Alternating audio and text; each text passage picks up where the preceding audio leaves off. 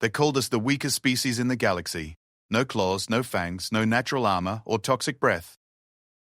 When the Krylian Empire conscripted Earth into their war machine, they expected us to serve as cannon fodder, disposable meat shields for their real warriors. The towering Krylians with their chitinous exoskeletons, the serpentine Vashtar with their venomous strikes, the crystalline Zephyrians who could shatter steel with their resonant screams. I was just a maintenance worker from Detroit when they dragged me into their cosmic war. For 3 years, I watched these superior beings tear through enemy lines while humans died in droves, forgotten and dismissed. They never bothered to study us, never cared to understand what made humanity tick. They saw our soft skin and fragile bones and wrote us off as evolutionary failures. That was their first mistake. Because when the Devourers came, those nightmare entities that consumed entire star systems, and when every superior species broke and ran, something awakened in humanity that had been sleeping since we first picked up rocks and decided to fight back against a hostile universe. They wanted to see what humans were truly capable of. They were about to find out why we were the species that turned wolves into pets, why we looked at the ocean and decided to cross it, why we saw the sky and built machines to conquer it. They were about to learn why, on a planet where everything wanted to kill us, we became the apex predator not through strength or speed, but through something far more dangerous: our refusal to give up. This is the story of how the weakest species in the galaxy reminded everyone why Darwin's laws aren't just about survival of the fittest, they're about survival of the most adaptable. And N. Marcus Chen had been fixing air filtration systems in the abandoned factories of Detroit when the sky tore open. The rift appeared like a wound in reality itself, crackling with energy that made his teeth ache and his vision blur. Through it came ships the size of city blocks, their hulls gleaming with an alien metal that seemed to drink in the sunlight. The invasion wasn't violent in the traditional sense. The Krylian Empire didn't bomb cities or slaughter civilians. Instead, they simply announced their presence with a voice that spoke directly into every human mind on Earth simultaneously. The sensation was like having someone else's thoughts suddenly appear in your head, cold and mechanical. "Primitive species of the third planet," the voice declared. "Your world has been selected for military conscription under Imperial Decree 7749.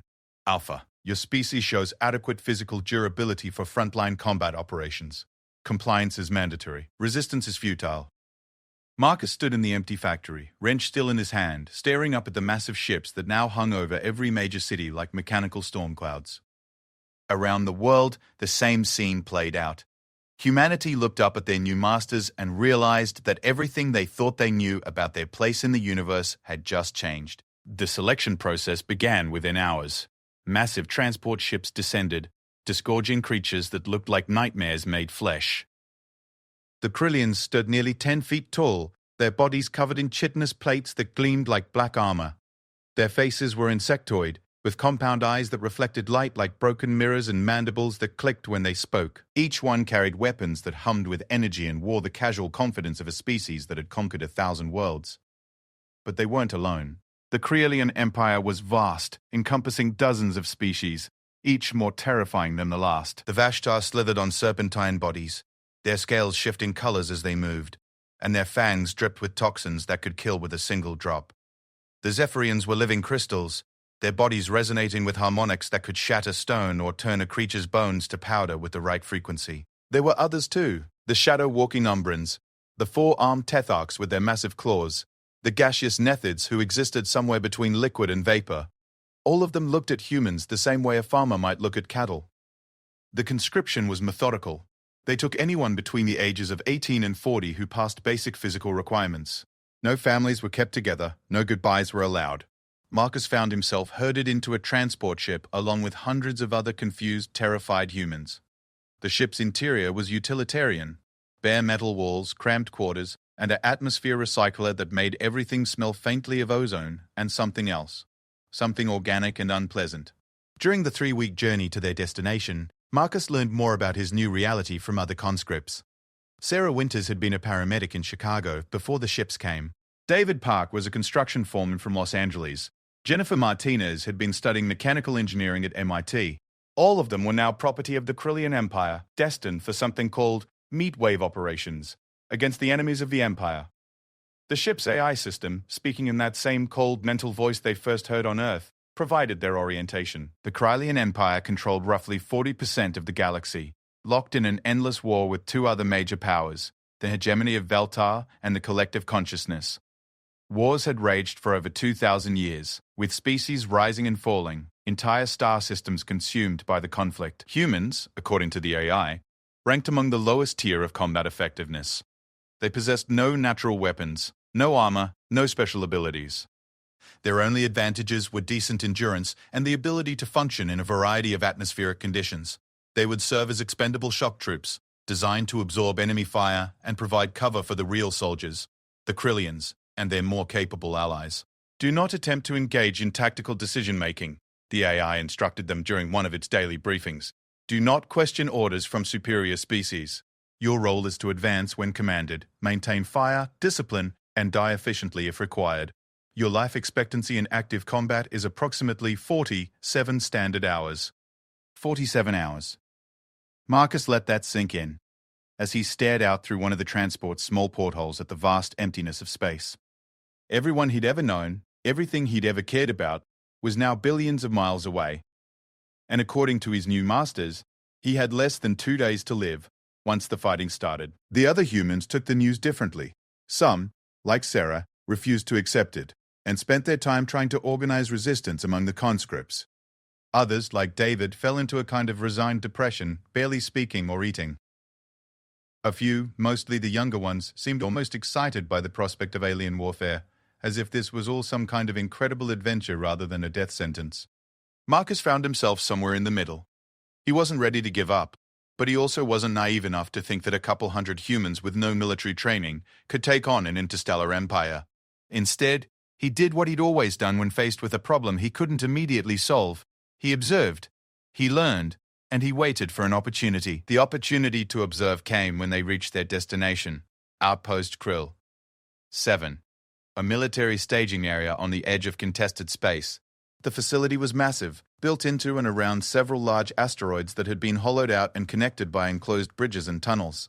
Ships came and went constantly, sleek Krillian warships, the organic-looking vessels favored by the Vashtar, and the geometric crystal ships of the Zephyrians. The humans were assigned to Barracks Block 47, a section of the outpost that might generously be called low-priority housing.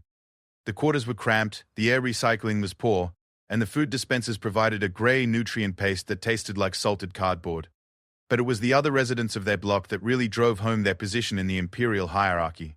They shared their section with the Gretsch, a species of small, scaly creatures that looked like a cross between lizards and rats. The Gretsch were bottom feeders in the Imperial military structure, used primarily for maintenance, waste disposal, and other menial tasks. They chatted constantly in their own language, a series of clicks and hisses that somehow managed to sound perpetually nervous. "You see?" one of the Krillian overseers said to his companion as they inspected the new human arrivals. Soft-skinned species, same tier as the Gretsch, perhaps useful for clearing minefields or testing atmospheric toxicity, but nothing more. The overseer's companion, a Vashtar whose scales currently showed patterns of dismissive blue and grey, flickered her forked tongue in agreement. "At least the Gretsch are naturally quick. These humans are slow, weak, and stupid. I give them 30 hours in actual combat." "Optimistic," the Krillian replied. "I say 20. Marcus clenched his fists but said nothing. Around him he could feel the other humans' anger and humiliation, but also their fear. They were outnumbered, outgunned, and surrounded by species that could kill them without breaking a sweat. Fighting back now would be suicide. But listening, learning, and waiting, that was something humans were very good at. Training began the next day. The Imperial military doctrine was simple: advance in waves until the enemy position was overwhelmed, or all attackers were dead. There was no subtlety, no complex tactics, just raw application of force and numbers. The humans were issued basic energy weapons, crude but functional rifles that could fire bolts of superheated plasma.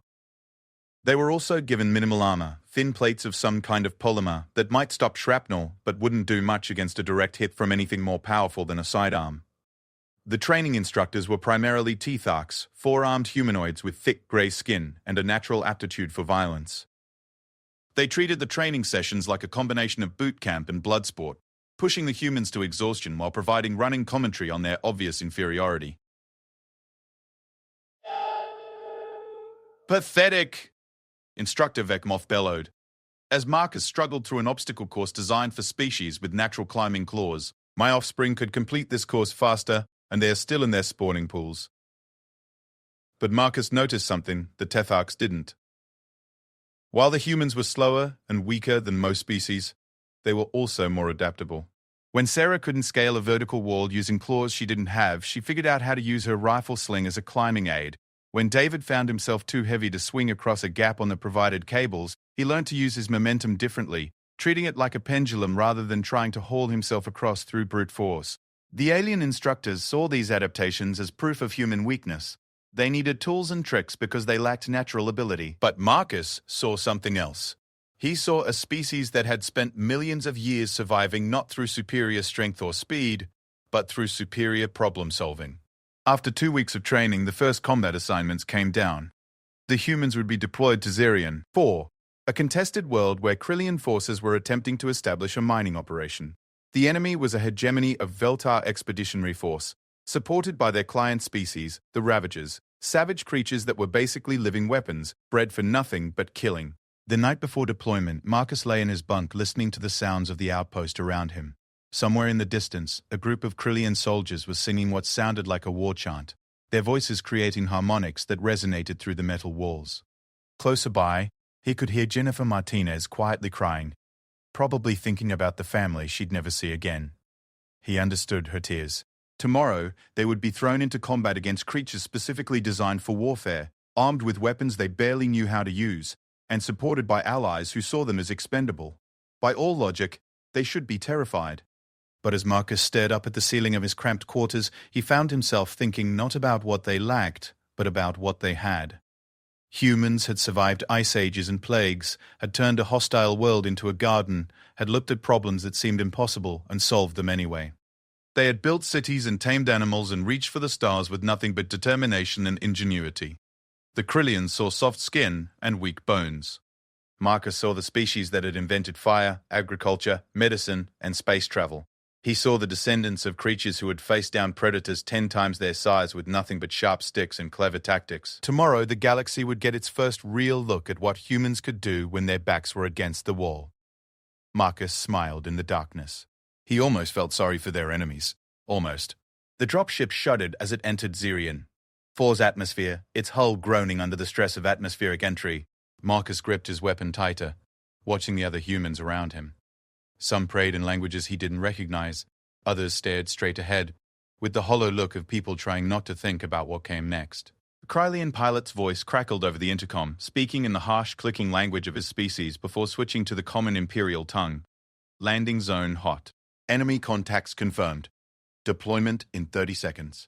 Through the small portholes, Marcus caught glimpses of Xerion 4's surface. A rocky, desolate landscape dotted with the twisted metal remains of previous battles. The planet's twin suns cast everything in harsh orange light that made the shadows look deeper and more threatening than they should have. The dropship touched down with a bone-jarring impact, and immediately the rear ramp began to lower. Beyond it, Marcus could see the staging area. A hastily constructed forward operating base surrounded by energy barriers and automated defense turrets. Krillian soldiers moved with practiced efficiency, their black carapaces gleaming in the alien sunlight. Vashtar units slithered between positions, their scales shifting to match the rocky terrain. High above, Zephyrian air support units hung in formation, their crystalline bodies catching and refracting the sunlight into rainbow patterns. Move, move, move, move. The Tethark squad leader, Kreshvar, used 2 of his forearms to gesture the humans out of the transport, while his other 2 checked his weapons. Soft skins form up at rally point 7. Do not engage enemy until ordered. Do not break formation. Do not think. Follow orders and die efficiently. Marcus filed out with the others, his boots crunching on the rocky ground. The air was thin but breathable, with a metallic taste that made his throat feel dry. Around them, the forward operating base buzzed with activity, as the Imperial forces prepared for their assault on the Hegemony mining facility, approximately 2 kilometers to the east. At Rally Point 7, they found themselves grouped with other expendable units, mostly Gretsch maintenance crews who had been armed with mining lasers and told to advance with the humans, plus a few other species Marcus didn't recognize. All of them shared the same look of barely controlled terror. The briefing came from Commander Vex Krull, a massive Krillian whose scarred carapace told the story of dozens of battles. He spoke without looking directly at any of the human conscripts, as if their presence was too insignificant to warrant his attention. Intelligence indicates the enemy force consists of approximately 200 hegemony regulars, supported by 50 Ravager shock troops. Your objective is simple: advance across the valley floor and draw enemy fire while real soldiers maneuver into position. Expected casualty rate is 100%. Those who survive the initial assault will continue forward until eliminated. Questions? No one raised their hands. What was the point? Excellent. You deploy in 5 minutes. Try not to embarrass the Empire by dying too quickly. As the commander moved away, Marcus heard Sarah mutter under her breath. 200 hegemony soldiers and 50 Ravagers. Against what? Maybe 150 humans and some lizard janitors? This isn't a battle plan, it's an execution. Keep your voice down, Jennifer whispered. The last thing we need is to give them an excuse to shoot us before the battle even starts. But Marcus was studying the tactical display the commander had left active, a holographic representation of the battlefield showing enemy positions, terrain features, and planned assault routes. The Imperial strategy was exactly what you'd expect from a species that had conquered through overwhelming firepower, a direct frontal assault across open ground, relying on superior numbers and technology to carry the day. It was also exactly the kind of strategy that got good soldiers killed unnecessarily. David, Marcus called quietly to the former construction foreman. You see that ravine running along the eastern approach? The one marked as unsuitable for heavy units. David followed his gaze to the tactical display. Yeah, what about it? How unsuitable do you think it really is? For humans, I mean. David studied the terrain map for a moment, his engineer's eye automatically calculating grades and distances. For their big boys? Definitely too narrow and too steep, but for something human-sized? Doable. Difficult, but doable. He paused, understanding dawning in his eyes. You're thinking what I think you're thinking? I'm thinking that maybe we don't have to die efficiently today, Marcus replied. Sarah, how much medical training do you actually have? The former paramedic looked confused by the question. Full certification. I've treated everything from gunshots to chemical burns. Why? Because someone's going to need to keep us alive long enough to prove a point. Before any of them could ask what point that might be, alarms began blaring throughout the base. The assault was beginning. The advance started exactly as advertised. Poorly. The humans and Gretsch were formed into loose skirmish lines and ordered to move across the valley floor toward the enemy positions. Behind them, the real Imperial forces took positions on the high ground, ready to exploit whatever chaos the Expendables managed to create. The hegemony of Veltar had built their defensive positions well. The mining facility sat atop a rocky plateau, with clear fields of fire covering all the obvious approaches. As soon as the human forces moved into the open, enemy weapons opened up from concealed positions. The hegemony used kinetic weapons, projectiles accelerated to tremendous velocities by magnetic fields. When they hit, they didn't just punch through armor, they vaporized it. Marcus watched in horror as the human to his left simply disappeared in a spray of superheated metal and organic matter. Another conscript, a young woman who had introduced herself as Lisa from Portland, took a round through the chest that left a hole you could put your fist through. But Marcus had expected this. Even as the slaughter began, he was moving, not forward with the main assault, but laterally, toward the ravine he'd spotted on the tactical display. Around him, other humans were doing the same, following his lead without any formal orders or communication. It was pure instinct, the same kind of pack behavior that had helped their ancestors survive encounters with saber-toothed cats and cave bears. The ravine was exactly what David had predicted. Narrow, steep-sided, and completely overlooked by the Imperial planners because none of their primary combat species could have navigated it effectively. But humans were persistence hunters, evolved to chase prey across varied terrain for hours at a time. They were built for exactly this kind of movement. Marcus slipped into the ravine with Sarah, David, Jennifer, and about 30 other humans who had followed their example. Above them, they could hear the sounds of the main battle. Energy weapons firing, the screams of wounded and dying conscripts, and the harsh commands of Krillian officers ordering the survivors to continue their suicidal advance. This way, Marcus whispered, pointing toward the eastern end of the ravine where it curved toward the enemy positions. Stay low, watch your footing, and remember, we're not trying to win this battle, we're trying to survive it. They moved through the ravine like ghosts, using every piece of cover, every shadow, every fold in the terrain. It was slow, careful work, nothing like the glorious charges favored by the Krillian military doctrine. But it was human work, the kind of patient, methodical approach their species had used to outcompete every other predator on Earth. As they moved, they could see the main battle unfolding above them. The human wave assault was going exactly as planned, which was to say, it was a complete disaster. Bodies littered the valley floor, and the survivors were pinned down in what little cover they could find, taking steady casualties from enemy snipers. But the sacrifice wasn't entirely in vain.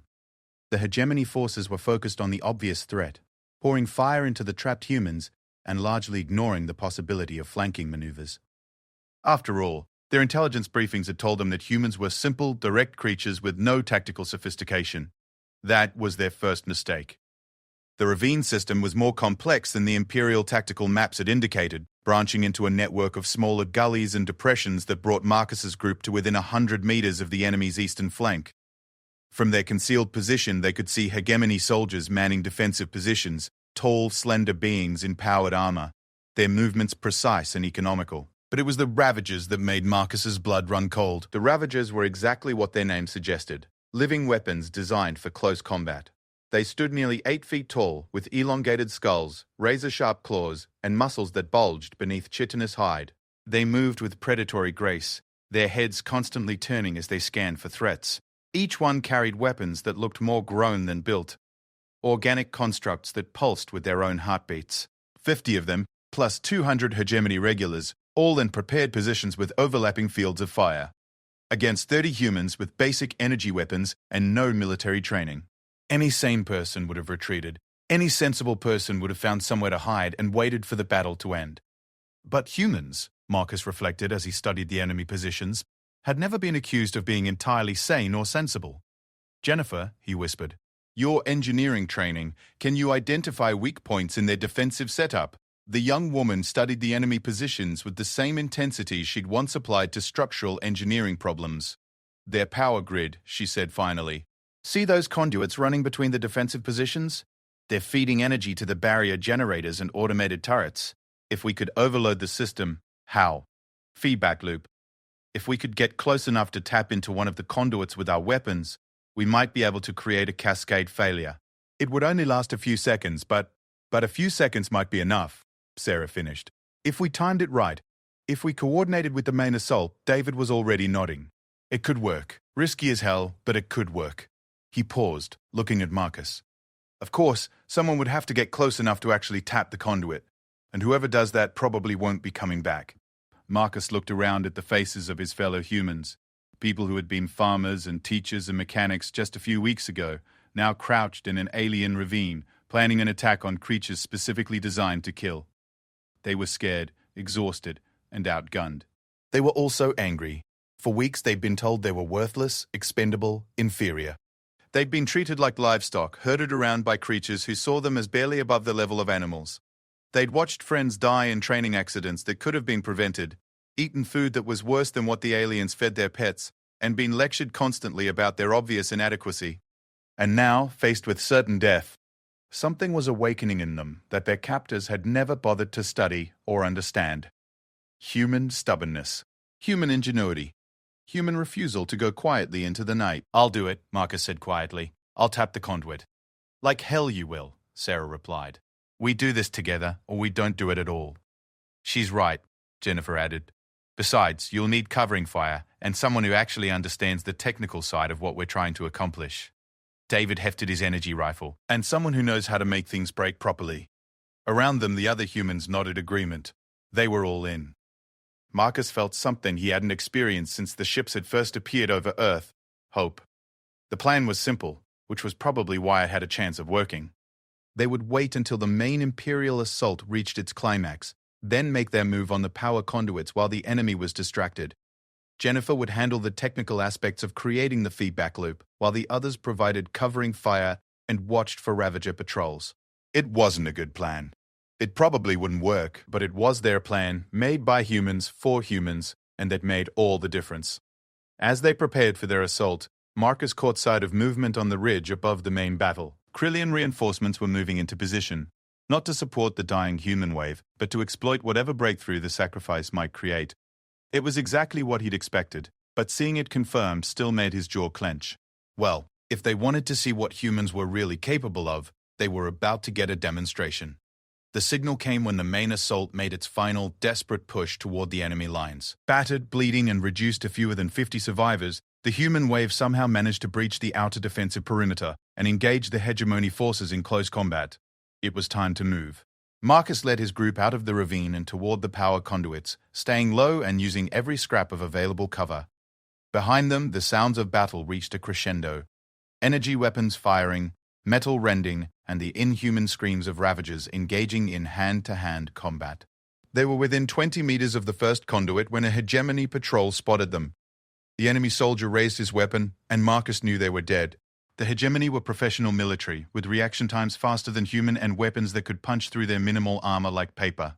But the soldier hesitated for just a fraction of a second, probably confused by the sight of humans operating independently rather than as part of the main assault. That fraction of a second was all Sarah needed. The former paramedic, who had spent years making split-second decisions in crisis situations, put 3 plasma bolts into the hegemony soldier's chest before he could complete his targeting sequence. "Move!" Marcus shouted, and they sprinted the remaining distance to the power conduit. Jennifer was already pulling tools from her equipment pack, improvised items she'd cobbled together from spare parts during their training. She began working on the conduit's access panel, while the others formed a defensive perimeter. More hegemony soldiers appeared, along with 2 ravagers whose enhanced sensors had detected the human infiltration. The aliens advanced with professional competence, using cover and coordinated fire to pin down the human infiltrators. But they made a critical error. They assumed the humans would behave like every other species they'd encountered, taking defensive positions and trying to hold their ground until reinforcements arrived. Instead, the humans did something completely unexpected. They attacked. David charged the nearest ravager, not because he thought he could win in hand-to-hand combat, but because he knew the creature's natural instincts would compel it to close to melee range rather than shooting him at distance. While the ravager's claws tore through his improvised armor, David managed to wedge his energy rifle against the creature's chest and fire at point-blank range. Both of them died, but David's sacrifice gave Sarah a clear shot at the second ravager. Meanwhile, Marcus and 2 other humans flanked the hegemony position, using tactics that would have been familiar to any human soldier throughout history. Fire and movement, suppression and advance, the kind of basic infantry tactics that have been developed in 1,000 wars on a dozen continents. The hegemony soldiers, trained to fight against other professional militaries with predictable doctrines and equipment, found themselves facing an enemy that broke every rule they'd been taught. Humans who charged when they should have retreated, who flanked when they should have taken cover, who fought with desperate improvisation rather than military discipline. "Got it!" Jennifer shouted from the conduit. "Feedback loop is primed. When I trigger this, you'll have maybe 10 seconds before their systems reset." "Do it," Marcus replied, putting covering fire on the remaining hegemony soldiers. The effect was immediate and dramatic. Every piece of hegemony equipment within a kilometer radius suddenly shut down. Weapons, armor, communication systems, even life support. Emergency lighting flickered and died, leaving the enemy positions in darkness. 10 seconds. In 10 seconds, the hegemony systems would reset and they'd be back to full operational status. But 10 seconds was exactly what the main Imperial assault needed. Krillian shock troops poured through the gap in the enemy defenses, their energy weapons cutting through unpowered hegemony armor like it was made of paper. Vashtar infiltrators struck from concealed positions, their toxins far more effective against enemies whose protective systems had failed. Zephyrian air support units dove from above, their sonic attack shattering equipment and armor with equal ease. The hegemony defensive position collapsed in minutes. When the shooting stopped and the dust settled, Marcus found himself surrounded by Krillian soldiers who looked at him with something that might have been surprise. He was wounded. A piece of shrapnel from a Ravager weapon had opened a gash along his left arm. But alive. Around him, maybe a dozen other humans had survived the assault, along with Jennifer, who was already working to treat the wounded with supplies scavenged from the battlefield. Commander Vex Krull approached, his compound eyes studying the scene with obvious confusion. "Explain," he said simply. Marcus struggled to his feet, using his rifle as a crutch. "We flanked them, disrupted their power grid, created an opening for your assault. You were ordered to advance across the valley floor and draw enemy fire." "We drew enemy fire," Marcus replied, "just not the way you expected." The Krillian commander was silent for a long moment, his mandibles clicking in what might have been thought. Around them, other Imperial forces were securing the battlefield and treating their own wounded. The hegemony mining facility was theirs, though at a cost of nearly 200 human lives. But for the first time since the conscription began, humans had survived a battle not by dying efficiently, but by fighting intelligently. Finally, the commander spoke. Your tactics were unorthodox. They worked, Sarah said, not bothering to hide the defiance in her voice. Yes, Vex Krull agreed slowly. They did.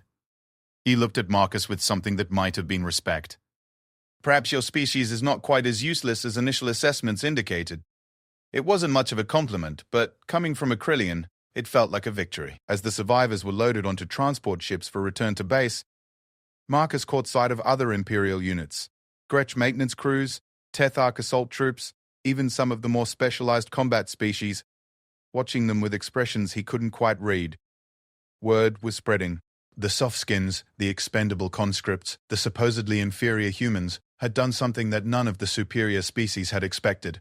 They had adapted. And in a galaxy where military doctrine had remained largely unchanged for centuries, where species fought the same kinds of battles in the same predictable ways, adaptation was about to become a very dangerous ability indeed.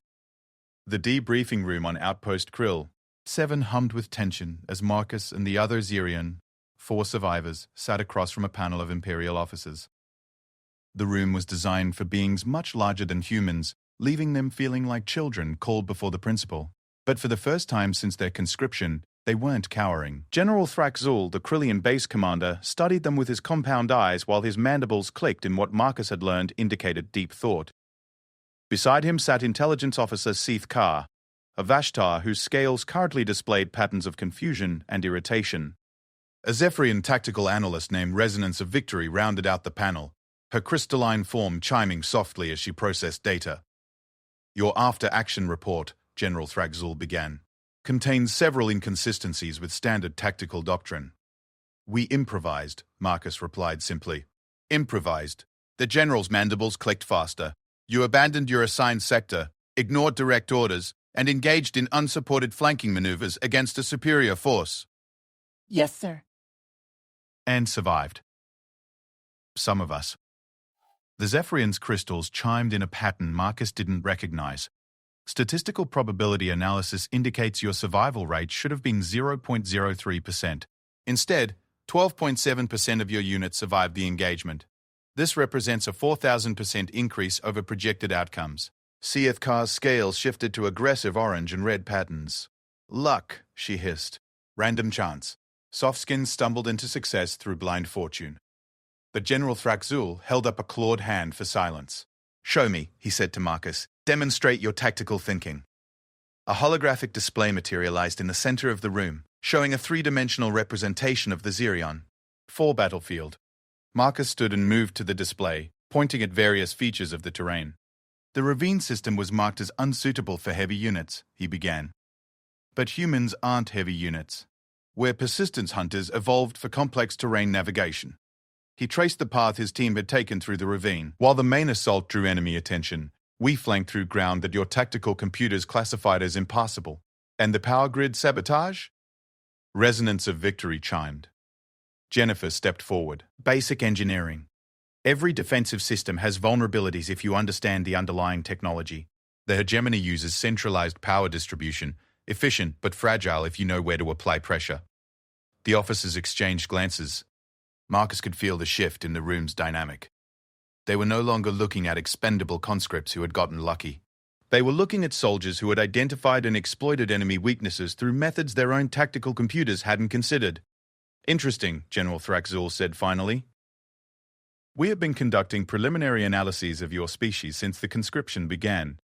Initial assessments focused on physical capabilities, strength, speed, natural weapons, standard parameters for combat evaluation. And? Marcus asked, and we may have been measuring the wrong things. Over the following days, something unprecedented began happening on Outpost Krill. Joe's 7. Instead of being assigned to another meatwave assault, the human survivors found themselves subjected to a battery of tests unlike anything they'd experienced during their initial processing. Vesh Null, a Krillian xenobiologist, conducted cognitive assessments that went far beyond basic intelligence measurements. She tested pattern recognition, spatial reasoning, creative problem-solving, and something she called adaptive response to novel stimuli. Fascinating, she muttered as she reviewed Marcus's test results. Your species shows remarkable flexibility in analytical thinking. Most species develop highly specialized cognitive patterns, efficient for their environmental niche, but inflexible when faced with unexpected challenges. And humans? Marcus asked. Humans are generalists. Your cognitive architecture is built for adaptation rather than optimization. Individually, you are inferior to most species in specific areas. Collectively, however, she trailed off, her mandibles clicking rapidly. I must conduct further research. While Dr. Vaishnaul studied their minds, combat instructor HFY found himself reluctantly impressed by their tactical flexibility.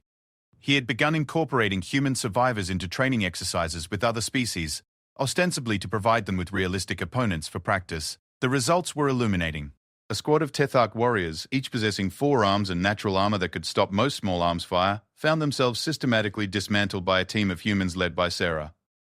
Instead of engaging in direct combat where the Tetharks held every advantage, the humans used hit-and-run tactics, improvised booby traps, and coordinated flanking maneuvers that left their superior opponents confused and defeated. "This is not how warfare is conducted!" HFY bellowed after the third such exercise. "Where is the honor in skulking and trickery?" "There is no honor in dying stupidly," Sarah replied, cleaning her training weapon with practiced efficiency.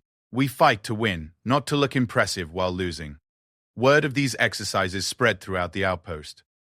Other species began requesting opportunities to train against human units, initially for entertainment, watching the soft skins get crushed by real warriors, but increasingly for genuine tactical education.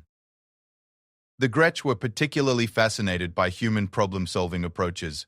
Their own species had survived in the imperial hierarchy through civility and careful avoidance of notice, but humans seemed to find ways to thrive despite being physically overmatched. "How do you make the big ones listen to you?" asked Chick, a Gretsch maintenance supervisor who had befriended Jennifer. "Gretsch always hide, always submit. Humans speak bold, act bold, is not crushed immediately." "How?" Jennifer considered the question while they worked together on an atmospheric recycling unit. "I think," she said finally, "it's because we make ourselves valuable. We don't just follow orders, we find ways to make the orders work better." It was true. Human conscripts throughout the outpost were beginning to distinguish themselves not through physical prowess, but through ingenuity. They modified equipment to work more efficiently, developed new maintenance procedures that extended system lifespans, and identified potential problems before they became critical failures. Marcus found himself assigned to the outpost's tactical planning division, initially as a data input clerk, but gradually taking on more complex analytical tasks. His human perspective on battlefield dynamics provided insights that the artificial intelligence systems missed, not because he was smarter than the AIs, but because he approached problems from angles they weren't programmed to consider. "Your species thinks in 3 dimensions," observed strategic AI Omega 7 during one of their planning sessions. "Most species develop tactical thinking based on their natural movement patterns. Ground-based species think horizontally, flying species think vertically. Aquatic species think in fluid dynamics. And humans?" Humans think in all dimensions simultaneously, plus temporal considerations. "You plan not just for current conditions, but for how those conditions might change. This creates tactical flexibility that is useful." The AI paused, processing. "I am recommending that human units be reclassified from expendable assault troops to adaptive tactical specialists." It was the first time in Imperial history that a conscripted species had been promoted within the military hierarchy based on performance rather than physical capabilities. But not everyone was pleased with humanity's rising status. Siethkar, the Vashtar intelligence officer, had built her career on species classification and prediction models. The human anomaly threatened her professional reputation and, more importantly, her understanding of how the galaxy worked. She began conducting her own research into human capabilities, focusing on potential weaknesses and failure modes. If soft skins were proving more adaptable than expected, there had to be limits to that adaptability. Every species had breaking points. Her opportunity came when intelligence reports arrived about a new enemy weapon system. The hegemony of Veltar had developed something called a neural disruptor, a weapon that targeted the nervous systems of its victims, causing everything from temporary paralysis to permanent brain damage depending on the setting. The weapon had been tested against Krillian prisoners with devastating effect. The chitinous exoskeletons that protected them from physical damage offered no defense against neural attacks. Vashtar prisoners suffered even worse. their nervous systems proving particularly vulnerable to disruption. The soft skins should be tested, Seethkar argued during the next tactical meeting. If their neural architecture makes them immune to disruption, if not, she left the implication hanging. General Thraxul considered the proposal. The tests would likely be fatal. They are conscripts, Seethkar replied, her scales showing patterns of cold calculation. Their lives belong to the Empire. But Dr. Veshnul interjected. I object. Human cognitive patterns are proving too valuable to risk in lethal experiments. There must be alternatives. The debate continued for hours, with various officers arguing different positions. Some saw humans as valuable assets to be protected and developed. Others viewed them as experimental subjects whose potential abilities needed to be tested regardless of cost. Finally, General Thraxul reached a decision that surprised everyone. We will ask them, he said. Ask them? Seethkar's scales flashed incredulous purple. They are conscripts, not volunteers. They are also the only species that has consistently exceeded our tactical predictions. If we wish to understand their capabilities, perhaps we should try understanding their decision-making processes as well. An hour later, Marcus found himself once again in the debriefing room. But this time, the atmosphere was different. Instead of being interrogated, he felt like he was being consulted. General Thraxul explained the situation with typical Krillian directness. We have intelligence about a new enemy weapon. Testing is required to determine its effectiveness against human physiology. The tests will likely be fatal. Do you volunteer? Marcus looked at the alien officers, then at Sarah, Jennifer, and the other human survivors who had been called in for the briefing. The smart answer was obvious. No sane person volunteers for probably fatal medical experiments. But as he studied the faces around him, Marcus realized something important. For weeks they had been treated as property, as expendable resources to be consumed in whatever manner the Empire deemed appropriate. Now, for the first time, they were being treated as people capable of making their own choices. It was a test, but not the kind Seethkar had intended. What happens if we refuse? He asked. Nothing, General Thraxul replied. You return to your current duties. The Empire will develop alternative methods to gather the required intelligence. And if we agree, we learn whether your species possesses natural resistance to neural disruption weapons. This information could be vital for future tactical planning. Marcus looked at his fellow humans again. He could see the same thoughts reflected in their eyes. This wasn't really about the weapon testing. This was about whether humanity would continue to be victims or start becoming partners. We'll do it, he said, but we have conditions. Seethkar's scales flashed angry red. You do not negotiate with the Empire. But General Thraxul held up a restraining claw. What conditions? If we survive the testing, we want our people reclassified as voluntary auxiliaries rather than conscripts. And we want a voice in how human units are deployed and utilized. The room fell silent. Marcus could feel the weight of the moment, not just for himself and his companions, but for every human still trapped in the Imperial military machine. Finally, General Thraxul spoke. Agreed. If you survive neural disruption testing, your species will be granted auxiliary status with limited self-governance regarding military deployment. And if we don't survive? The general's mandibles clicked in what Marcus had learned was the Krillian equivalent of a shrug. Then the question becomes irrelevant. The neural disruption testing took place in a medical facility deep within the outpost. Marcus was the first volunteer, strapped to a medical table while Dr. Veshnul and her team prepared their equipment. The weapon itself looked deceptively simple, a small device that emitted coherent energy patterns designed to interfere with nervous system function. Beginning test sequence, Dr. Veshnul announced. Initial setting, minimum disruption threshold. The weapon activated with a barely audible hum. Marcus felt a tingling sensation in his extremities, like mild electrical current, but nothing more. Increase power to level 2, the doctor ordered. Now the tingling became more pronounced, accompanied by a slight feeling of disorientation. But Marcus remained conscious and coherent. Fascinating, Doctor. Veshnul muttered. Human neural architecture appears to be naturally resistant to disruption. Increased to level 3. At level 3, Marcus felt like he was suffering from a mild concussion, headache, nausea, difficulty focusing. But he was still functional. Level 4 brought temporary paralysis of his left arm, but his higher brain functions remained intact. Level 5 caused complete temporary paralysis, but he could still think clearly and maintained consciousness. At level 6, a setting that had caused permanent brain damage in Krillian test subjects, Marcus experienced what felt like a severe epileptic seizure, but recovered completely within minutes of the weapon being deactivated. Impossible, Sivkar breathed, her scales showing patterns of disbelief. At that power level, the subject should be catatonic or dead. Dr. Veshnul was examining her instruments with obvious fascination. Human neural complexity appears to provide inherent redundancy against disruption attacks. Where most species rely on specialized neural pathways, humans possess multiple parallel systems that can maintain function even under severe interference. The testing continued with the other volunteers, and the results were consistent. While humans weren't immune to neural disruption, they possessed far greater resistance than any previously tested species.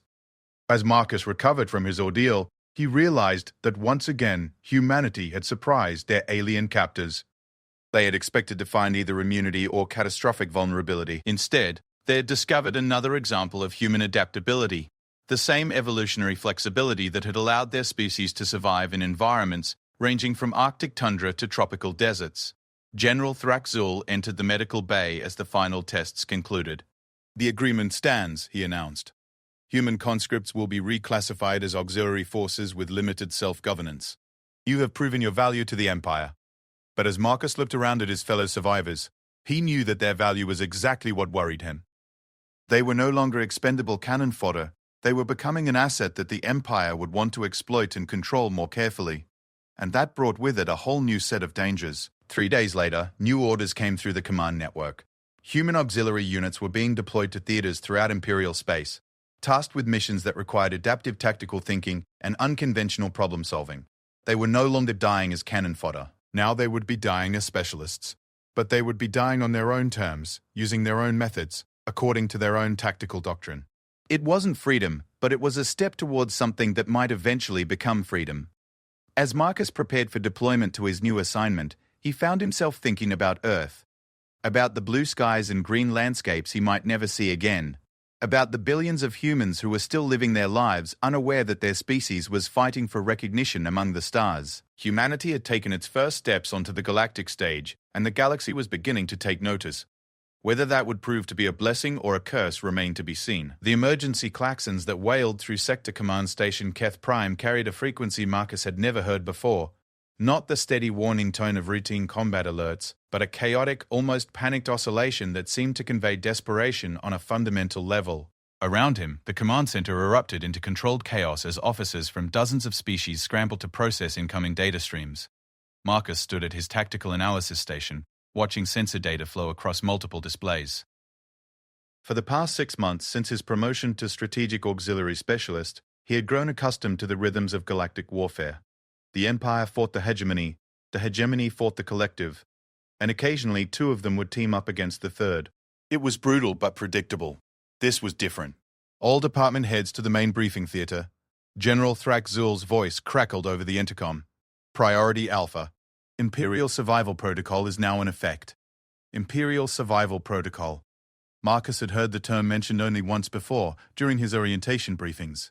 It was the codebook designation for threats to the continued existence of the Krallian Empire itself. The briefing theater was packed with beings from every corner of Imperial space. Krallian generals sat alongside Vashtar intelligence operatives, while Zephyrian tactical analysts chimed nervously to each other in crystalline harmonics. In the section designated for auxiliary forces, Marcus found himself seated next to Sarah, who had been promoted to Medical Corps Specialist, and David, now a combat engineering coordinator. General Thraxul took the podium, his usually imposing presence somehow diminished by whatever news he was about to deliver. Behind him, a massive holographic display showed a 3-dimensional map of the galaxy, with pulsing red zones indicating areas of conflict. 18 hours ago, the general began. Long-range sensors detected gravitational anomalies in the Outer Rim territories. Initial analysis suggested possible superweapon testing by hegemony forces. We were wrong.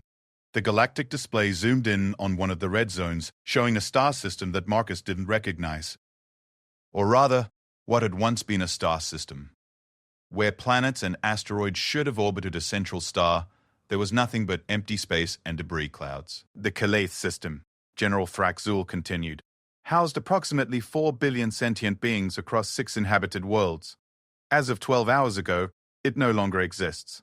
Murmurs of shock rippled through the assembled officers. Even by the standards of galactic warfare, the complete obliteration of an entire star system was unthinkable. The destruction was not caused by any known weapon system. Analysis of the debris field indicates that the planetary matter was somehow consumed, converted into energy and absorbed by an unknown force. The display shifted, showing sensor recordings from the system's final moments. Marcus watched in horror as something that looked like a living shadow swept through space, engulfing everything it touched. Planets, moons, space stations, even the system's star itself, all of it simply disappeared into the advancing darkness. Intelligence designates this entity as Devourer Prime, the general announced.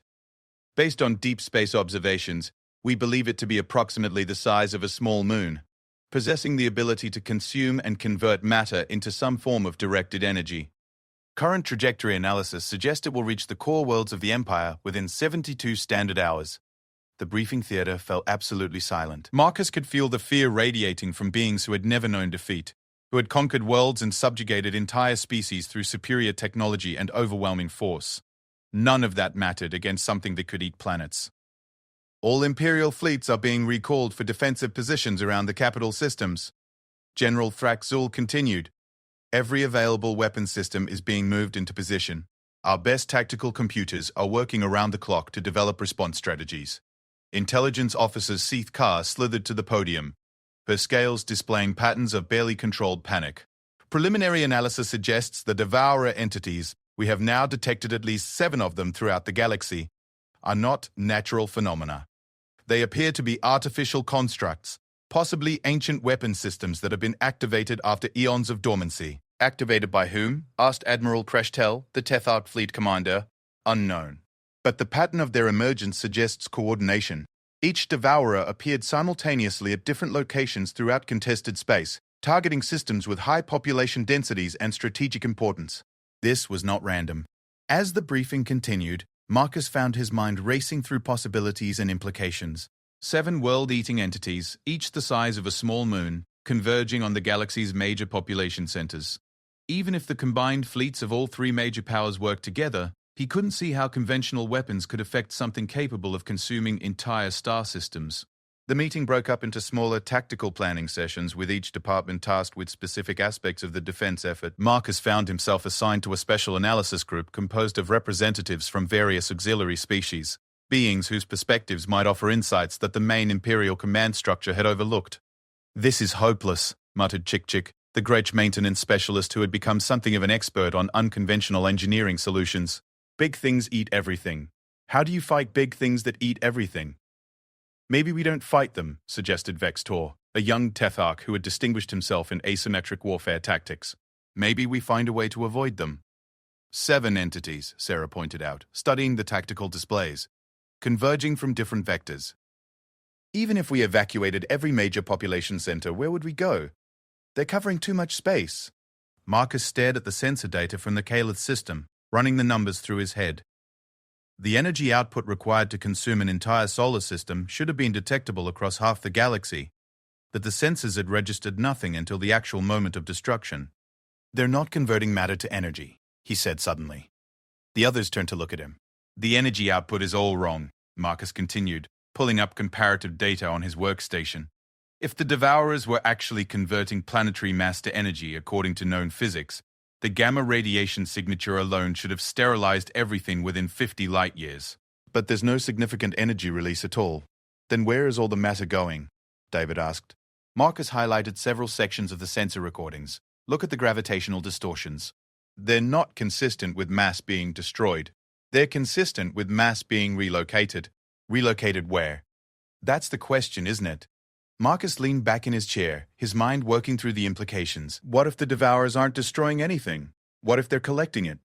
Chick's chittering took on an excited tone. "Gretsch understand collecting. Gretsch collect many things for later use. But why collect planets?" "Because planets are useful," Sarah said, following Marcus's logic. "You want to build something big, you need raw materials." "Lots of raw materials." "But build what?" Vex Tor wondered. Before anyone could answer, emergency alarms began sounding throughout the station. Admiral Kreshtel's voice boomed over the intercom. "All personnel to battle stations. Devourer Prime has altered course. New trajectory puts it in contact with our position in 6 hours. 6 hours? Marcus felt his stomach drop as he realized what that meant.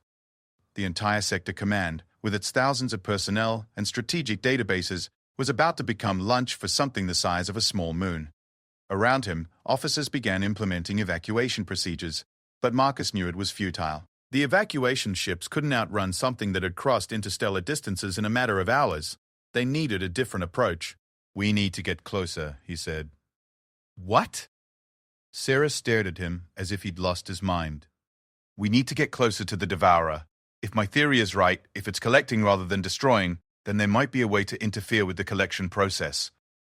And if your theory is wrong, then we die 6 hours sooner than we would anyway." It took precious time to convince Admiral Kreshtel to authorize the mission, time they didn't have. But Marcus had built a reputation for unconventional thinking that produced results, and the Admiral was desperate enough to try anything. The reconnaissance ship Shadowhawk was the fastest vessel in the sector fleet, designed for deep space scouting and intelligence gathering. Its crew consisted of Marcus, Sarah, David, Jennifer, who had been recalled for her engineering expertise, and a Vashtar pilot named Siskar, whose scales displayed the kind of resigned courage that came from accepting certain death.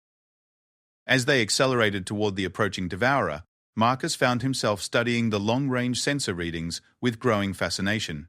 The entity was definitely artificial. Its movements too precise, its energy signature too controlled to be a natural phenomenon. But the technology involved was beyond anything in the Imperial databases. "All contacts!" Siska hissed from the pilot's position. "Multiple vessels approaching from the Devourer's vicinity." The tactical display lit up with dozens of ship signatures, all broadcasting Imperial identification codes. As the contacts came into visual range, Marcus felt his blood run cold. They were evacuation ships from the Caliph system, the same vessels that should have been destroyed along with everything else in that solar system 18 hours ago. "This is Captain Vex Null of the cargo vessel Heavy Lifter," came a transmission on standard Imperial frequencies. "We are carrying approximately 10,000 refugees from the Caliph disaster, requesting immediate assistance and medical support."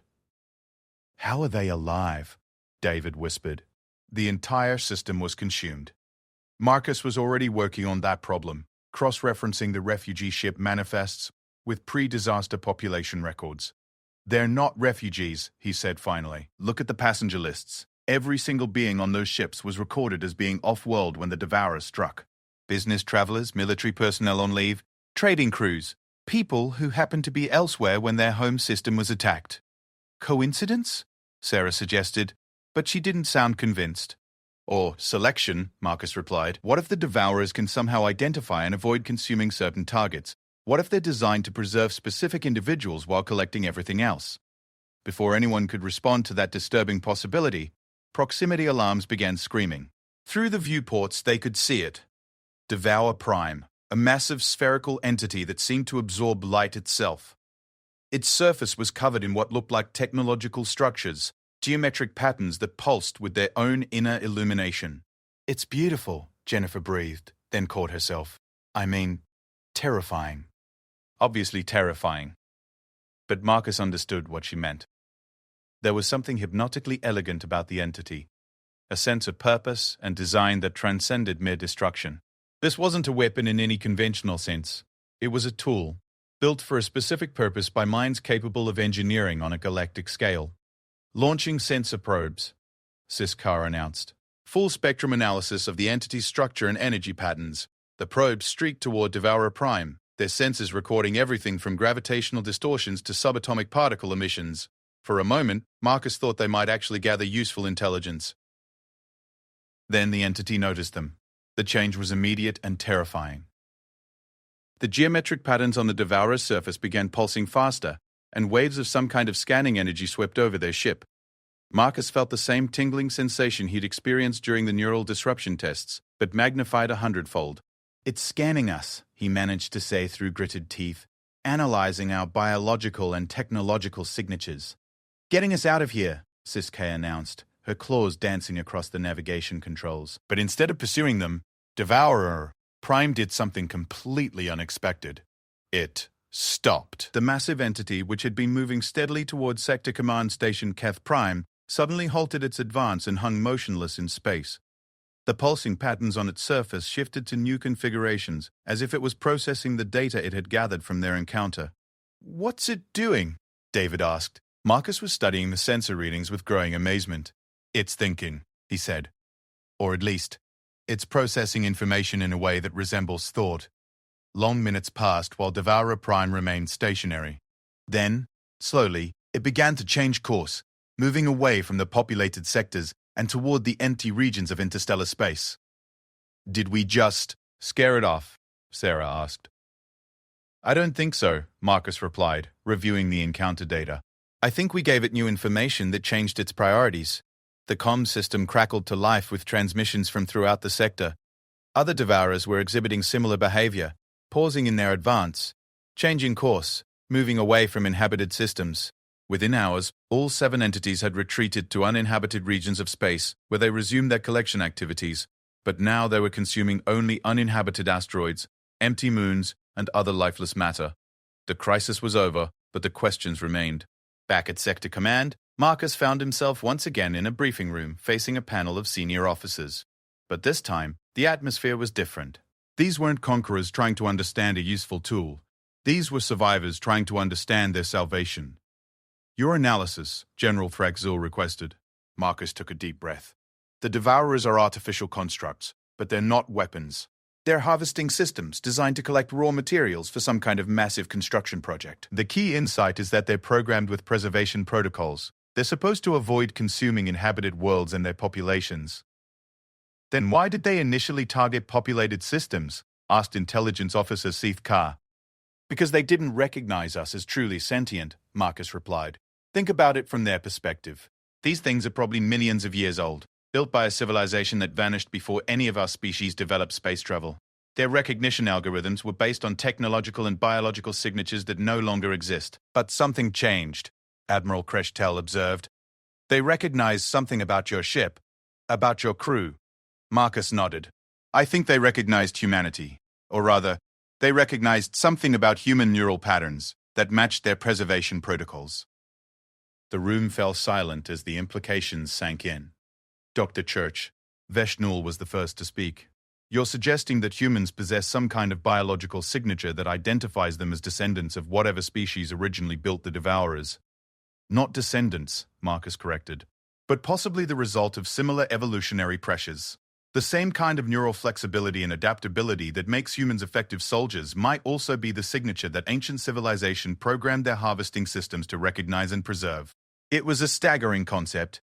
Humanity, the species dismissed as weak and insignificant by every major galactic power, might be the inheritors of technology beyond anything the current galaxy could produce. "The Devourers are still out there," General Thraxul noted. "Still collecting materials. Building something par." "Yes," Marcus agreed.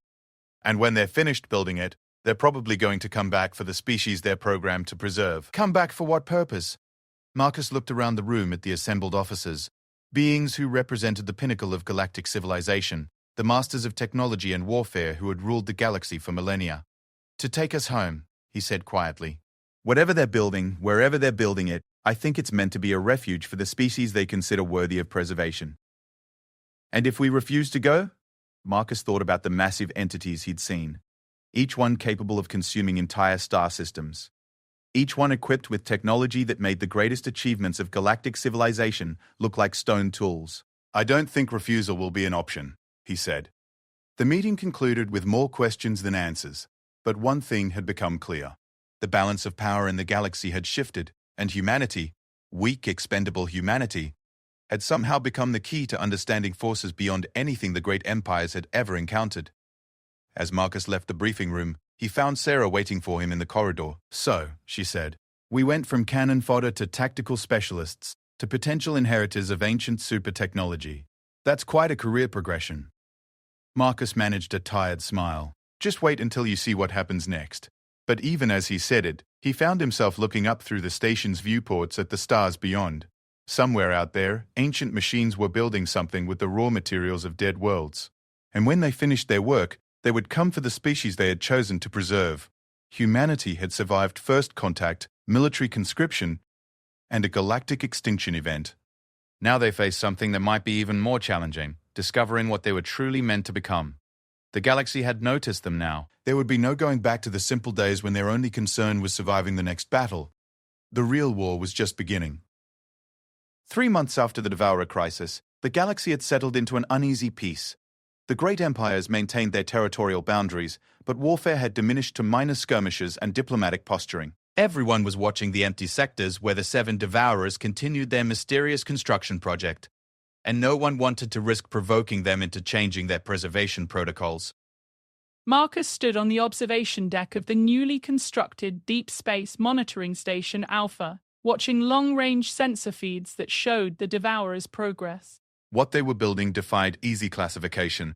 Massive structural elements that dwarfed anything in known space, arranged in patterns that suggested both incredible complexity and alien beauty. The xenoarchaeology team estimates the construction will be complete within 6 months. Dr. Veshnal reported, approaching with a data tablet clutched in her claws. Based on observed assembly patterns, we believe the final structure will be approximately the size of Earth's moon, but with a hollow interior capable of housing billions of beings. An ark, Marcus said quietly. They're building an ark. That appears to be the most logical interpretation, the Krillian scientist agreed. The question remains, an ark to take us where? It was a question that had haunted Marcus's sleep for weeks. Earth seemed so far away now, not just in distance but in importance. His species had gone from planetary isolation to galactic significance in less than a year, and the pace of change was accelerating. Sir? The voice belonged to Lieutenant Chen, no relation, despite the shared surname. A recent arrival from the latest batch of human auxiliaries. The conscription program had evolved into something resembling voluntary enlistment, with humans now actively recruited for their adaptability, rather than simply taken as cannon fodder. What is it, Lieutenant?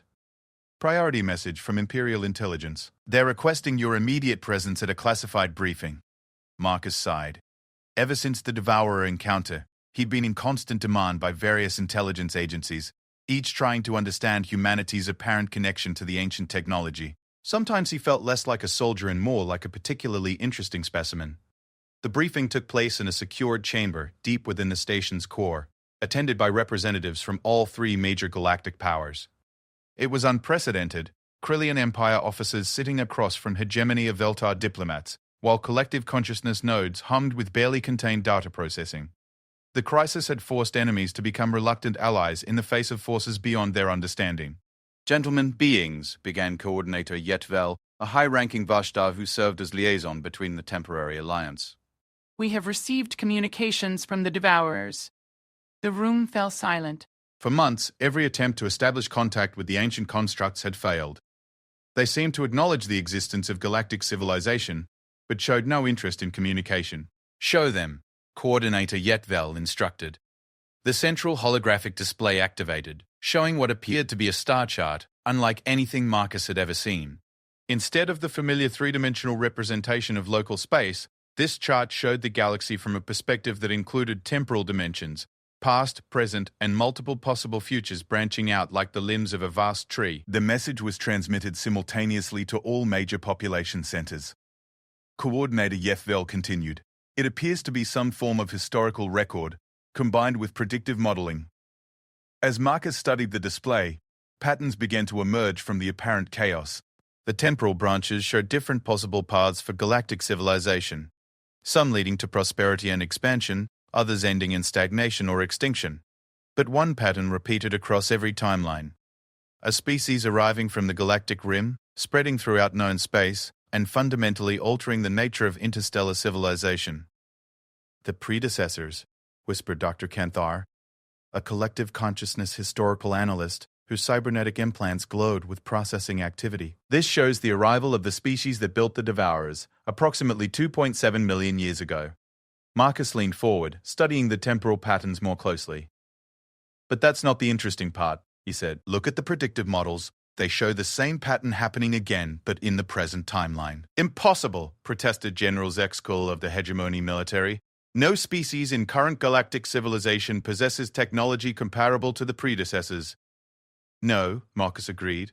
But according to this model, we don't need to. The predecessors built their technology to recognize and preserve species with specific evolutionary characteristics.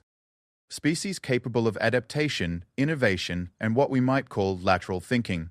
Coordinator Yetvell's scales shifted to patterns of deep concentration. You're suggesting that the Devourers were designed to wait until a species developed that could serve as successors to their builders. More than that, Marcus replied, his mind racing through the implications.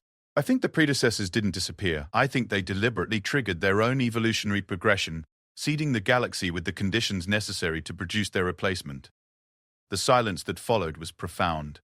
Representatives of civilizations that had considered themselves the pinnacle of galactic development were being told that they were actually part of a planned succession, a carefully orchestrated transition of cosmic responsibility.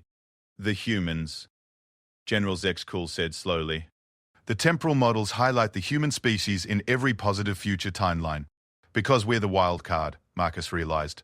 Every other species in the galaxy developed according to predictable evolutionary patterns. Environmental pressures shaped them for specific niches. The Cryalians became perfect soldiers. The Vashtar became ideal infiltrators. The Zephyrians mastered energy manipulation. But humans... Humans became generalists? Doctor. Veshnol finished.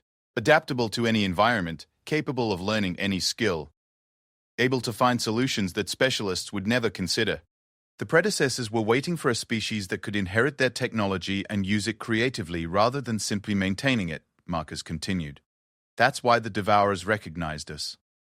We possess the same kind of adaptive intelligence that built them in the first place.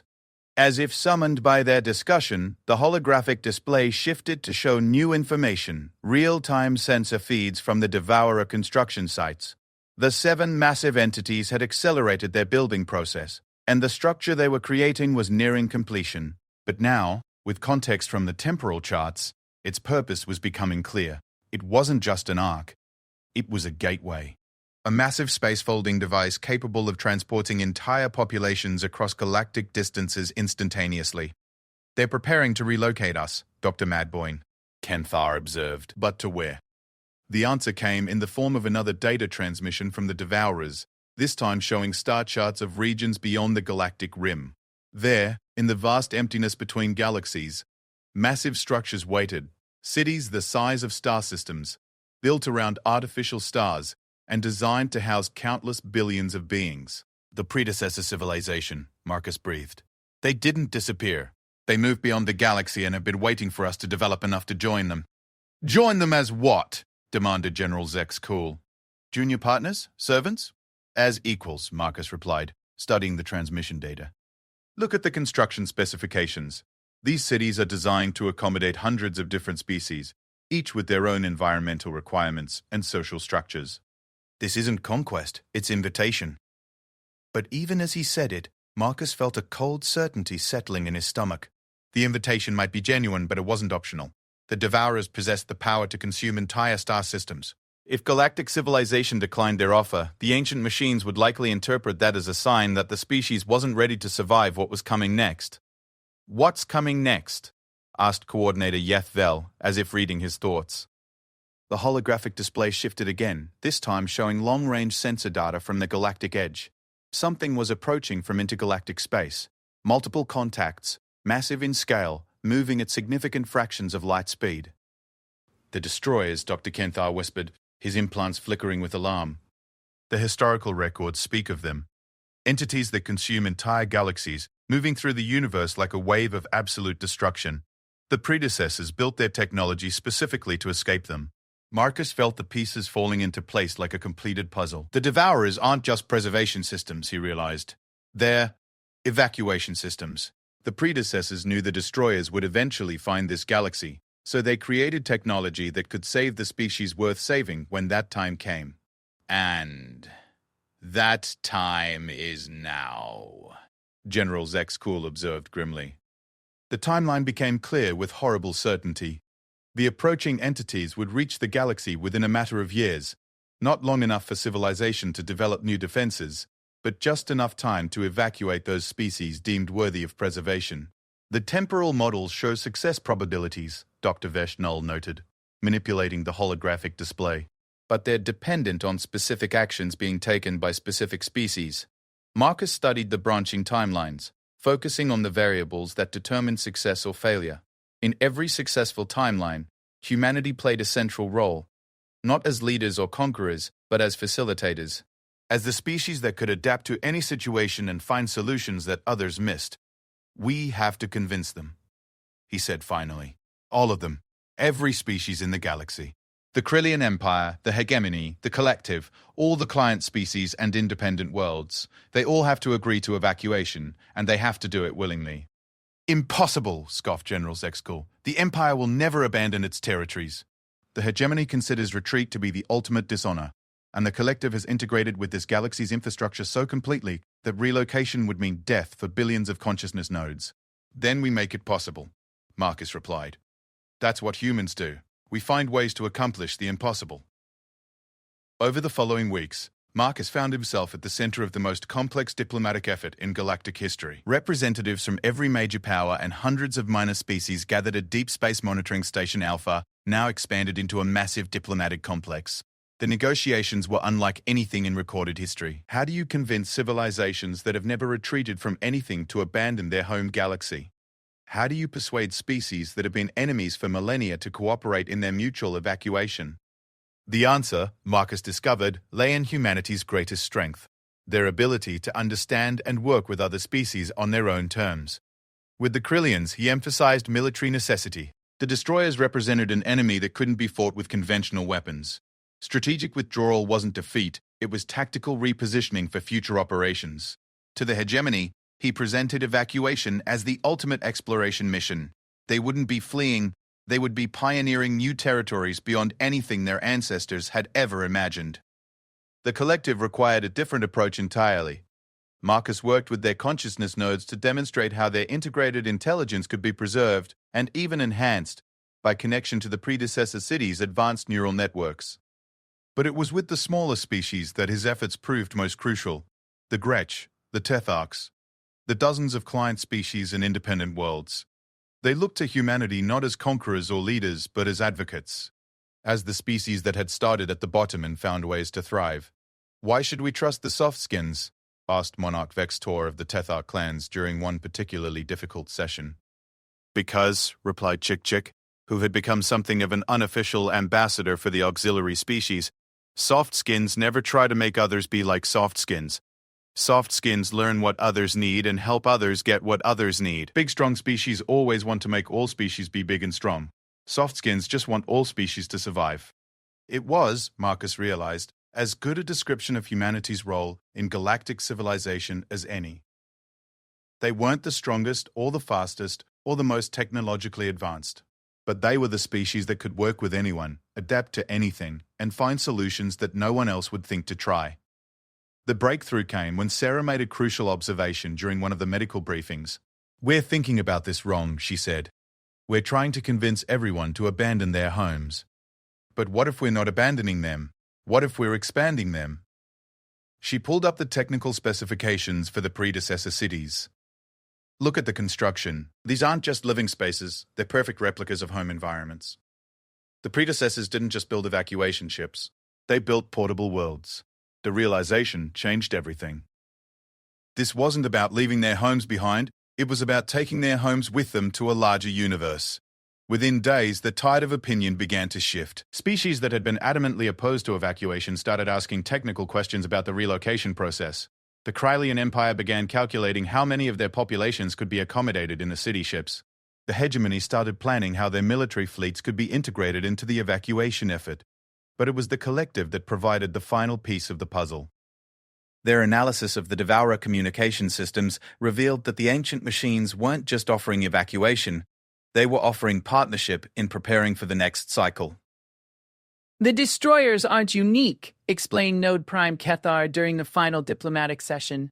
They're part of a recurring pattern that plays out across cosmic timescales. Galaxies develop, flourish, and are eventually consumed. But each time, some portion of the developed civilization escapes to seed new regions of space. We're not the first refugees, Marcus realized.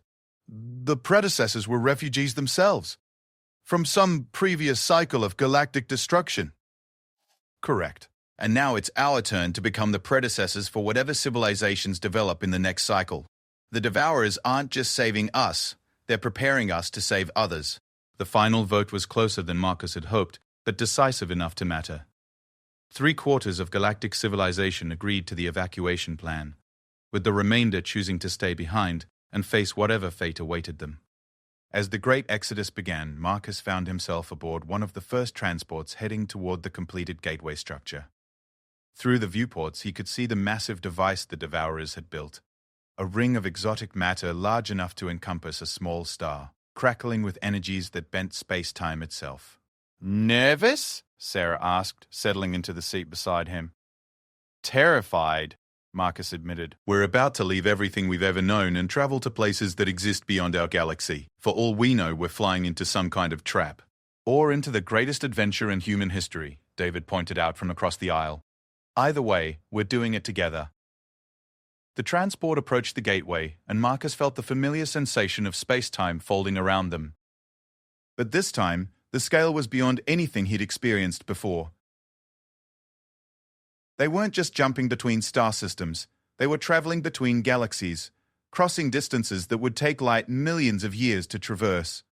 When normal space reasserted itself, they found themselves in a region unlike anything in their home galaxy. Artificial stars provided light and warmth to massive city ships that orbited in perfect formation.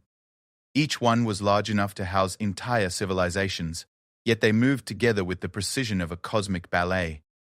And waiting to greet them were beings that looked hauntingly familiar, humanoid in general structure, but clearly evolved beyond anything that existed in their home galaxy.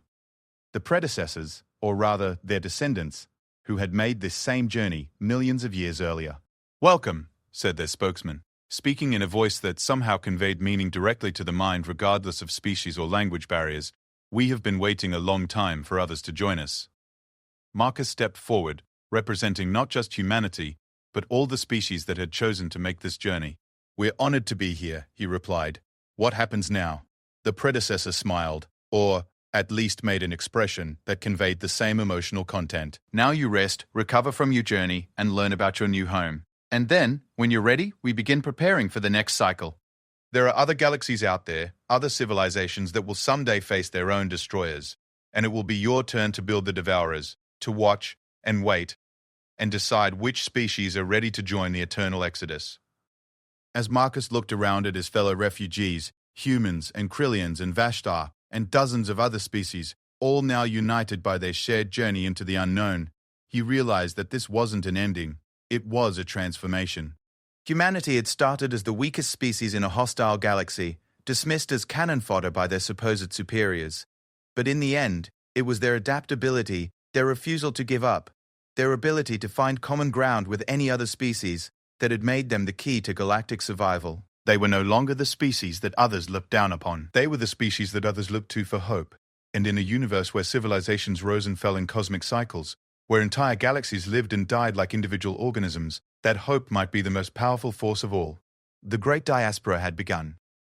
The next chapter of galactic history would be written among the stars of distant galaxies, by species that had learned that sometimes the greatest strength wasn't the ability to conquer, but the wisdom to adapt and the courage to help others do the same. Marcus Chen, former maintenance worker from Detroit, current strategic auxiliary specialist in the greatest rescue operation in cosmic history, settled back in his seat and watched the lights of the predecessor cities grow larger as their transport approached. Humanity had come a long way from those first terrifying days when the sky tore open above Earth. They had proven themselves not through superior strength or advanced technology, but through the most human trait of all, the refusal to give up even when everything seemed hopeless. The galaxy had wanted to see what humans were truly capable of. Now they knew, and the universe would never be the same.